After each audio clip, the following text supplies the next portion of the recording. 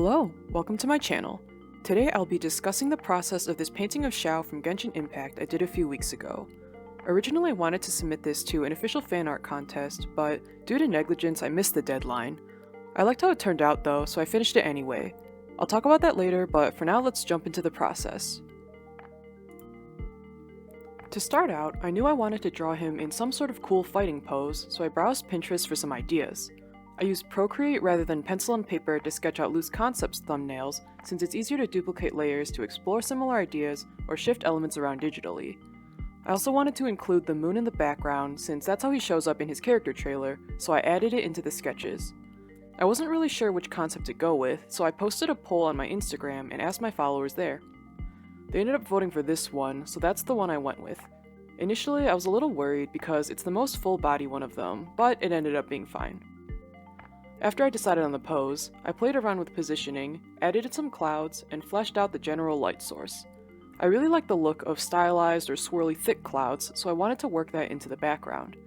I wanted them to kind of spiral around the moon because 1, that's how they look in one part of the trailer, and 2, compositionally it helps draw attention to Xiao and the moon. For lighting, since the moon is in the back, I knew he'd be backlit, which means the brightest areas are right at the edges of his figure. I wasn't exactly sure how to approach the shadow areas, so I just filled in the general color scheme. And onto paper. I transferred the rough sketch onto watercolor paper using my iPad as a light box. I know some people prefer to finish the rough draft either digitally or on scratch paper, then trace just the cleaned up version onto watercolor paper, but I prefer finishing the sketch on my final paper since I feel like I nailed down my details better that way. I just have to make sure I don't press too hard with pencil so the paper doesn't get ruined. After sketching, I would go over the lines with pen. I didn't use to ink my gouache pieces since the lines would get covered up by the paint anyway, but as I worked on more detailed pieces, I found that it was harder to keep track of my pencil sketch as I worked on it. What I do now isn't really a proper line art since I'm not paying attention to line weight or anything, but rather it's kind of like a more solidified pencil sketch. This takes the pressure off since my lines don't have to be perfect, they just have to be clear. My process for this is, I will ink a small portion, erase the pencil sketch underneath, work on the pencil sketch elsewhere, then ink and repeat. This helps relieve some pressure surrounding the pencil sketch too, since I don't have to worry about my hand rubbing off areas I already finished. This is especially helpful in areas with a lot of detail, since you can ink the base areas first, then work out the details, working in layers. After that, I masked off the white areas with tape and fluid. Although you can go over gouache with white after dark, I do think things shine most brightly when painted directly onto white paper, and I wanted to flesh out the dark background first, which is why I did it this way. As I started masking, I had a gut feeling it'd be hard to remove the masking fluid if it covered too large of an area, so I used washi tape for parts of it. As you will see later, I was correct. And now onto painting. I wanted to work on the background and establish shadow areas first. I know I'm still sometimes timid with gouache in that I'll make my mixes too watery or light, so I find that establishing dark areas first helps me move past that. It kind of establishes a boundary to how dark the piece can be. Let's say on a scale of 1 to 10, 1 being white and 10 being black.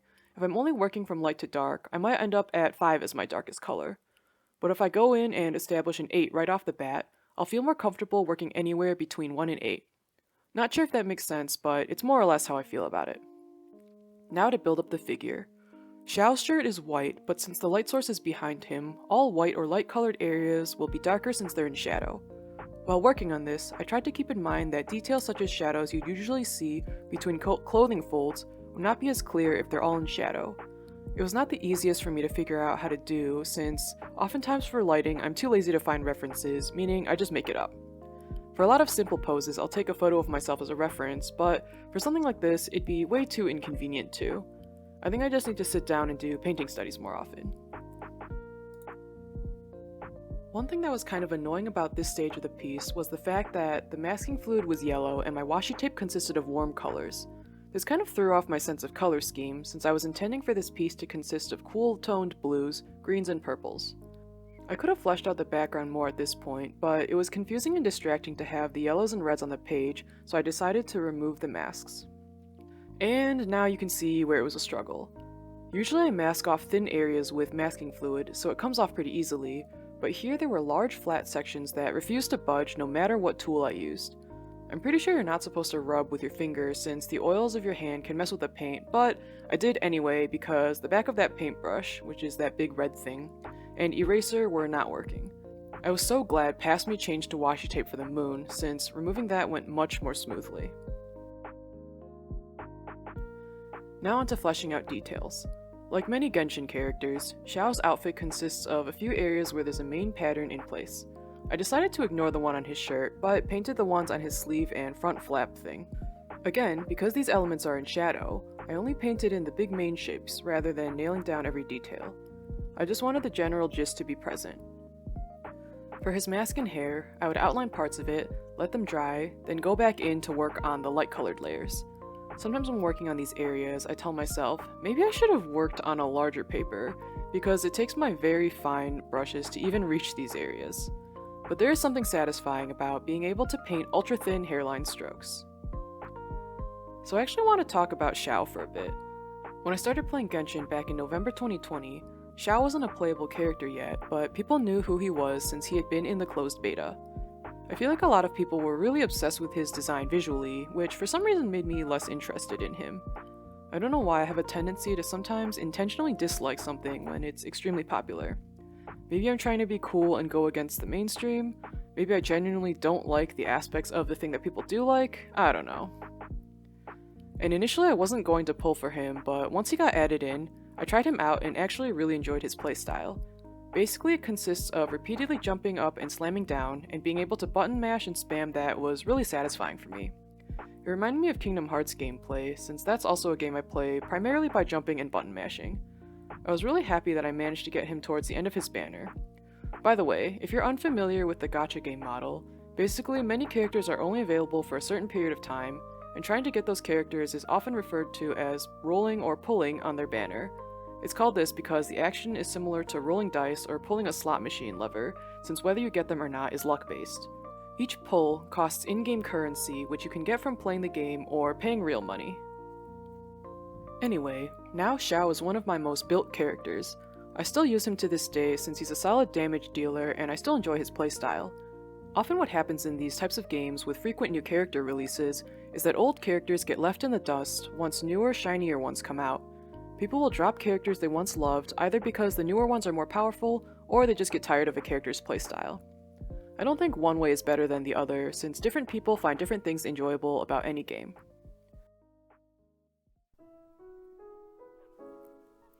Now I want to talk a bit about how I felt missing my deadline.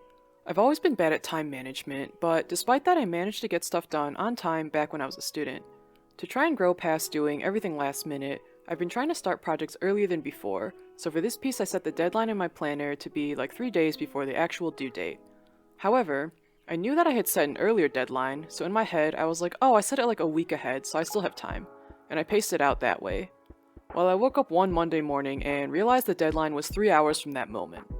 I felt really panicked and seriously considered trying to crank it out in 3 hours, even though at that point I was only like 70% done with the sketch.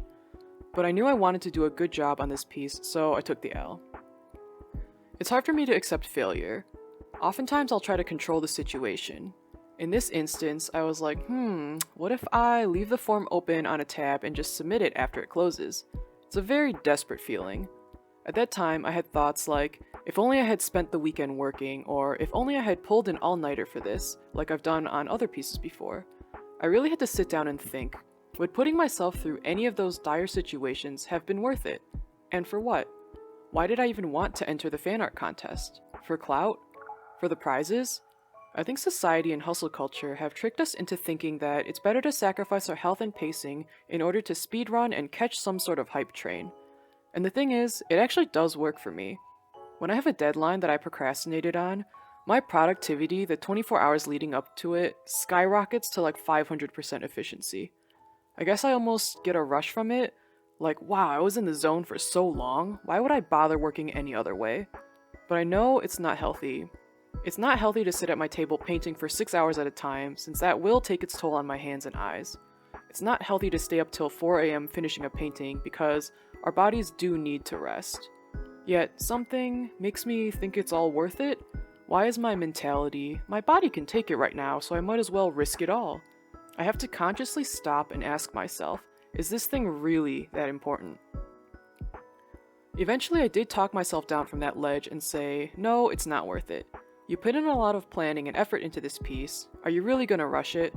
Your satisfaction with the end result will last longer than any prize or clout you might gain from speed running into the contest deadline. It was hard, but I think those hard lessons are what help us grow in the long run. I will also say though, that sometimes when we do rise up to the challenge and push ourselves past our limits, we do make breakthroughs. If you can mentally push yourself for just a little longer, you'll set a new PR for your marathon time. If you put in a bit more effort preparing for this presentation, maybe it nets you the opportunity of a lifetime. It's definitely tough to balance working hard and making sacrifices to propel yourself to higher heights with taking care of your own well-being. But I think what's important is not overdoing it in either direction. If you're pushing yourself as hard as possible every day, you'll definitely burn out. But on the other hand, if you keep pushing things off indefinitely, you'll never make any progress. It's a never-ending journey, but it's important to seek out how to keep those things in equilibrium so we can keep challenging ourselves in a healthy way while staying motivated and preventing burnout. And here's the finished piece. I'm actually super happy with how it turned out. I like the layering in the background, with the main clouds in front and hazy washes behind. Painting clouds is still a challenge for me, but I'm happy with how I stylized these ones. For elements like Xiao himself and his spear, I think things are just as detailed as they need to be. If you're interested, I have prints of him up in my shop, and I have a silver foil variant as well. Feel free to check it out, the link is in the description below. Let me know in the comments what you think about this sort of painting, as well as if you also struggle with time management. If you're good at time management, please share some tips, I would love to hear them. As always, thank you so much for watching, and I hope to see you next time.